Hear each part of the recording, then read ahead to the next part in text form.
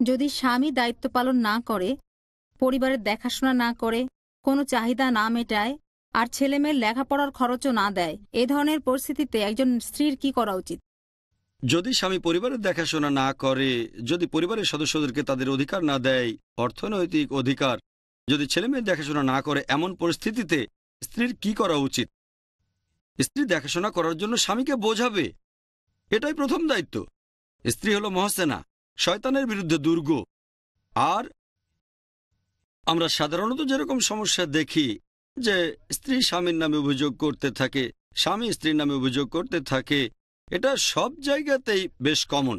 আগেও বলেছি এই সম্পর্কটা অনেকটা হাত আর গ্লোভসের মতো। তাহলে হয়তো স্ত্রীর ব্যাপারটা ভালো করে ভেবে দেখা উচিত যে হয়তো যদি সে স্বামীর কাছাকাছি থাকে, যদি স্বামীকে আরো ভালোবাসে, হয়তো স্বামী আরো বেশি যত্ন নেবে। তাহলে বেশিরভাগ সময় তালি দুই হাতে বাজে, এক হাত দিয়ে তালি বাজাতে পারবেন না। তবে সাধারণত সবাই দোষ দেয় অন্যজনকে। যখন অন্যকে দোষ দেয় তখন বুঝতে পারে না যে অন্যজনও তাকেই দোষ দিচ্ছে। সবসময় ব্যাপারটা এত সহজ সরল না যে হয় স্বামীর দোষ না হয় স্ত্রীর দোষ। অনেক সময় দোষ দুজনেরই থাকে।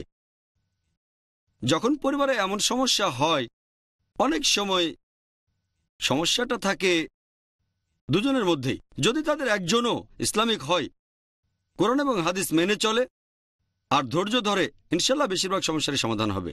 সমস্যা মানে দুজনের কেউই ঠিকভাবে কোরআন হাদিস মেনে চলছে না। যদি দুজনই ধৈর্য ধরে, দুজনই কোরআন এবং হাদিস মেনে চলে, তারা জীবন সঙ্গীকে বদলে দেবে। কোনো সমস্যাকেই তারা মাথা তুলতে দেবে না। এরকম পরিস্থিতি হলে স্ত্রী তখন স্বামীর সাথে আলোচনা করবে, এটা সবার জন্য ভালো। তবে এরকম চলতে থাকলে স্ত্রী পরিবারের দেখাশোনার জন্য স্বামীকে সাহায্য করে যাবেন, এটা খারাপ।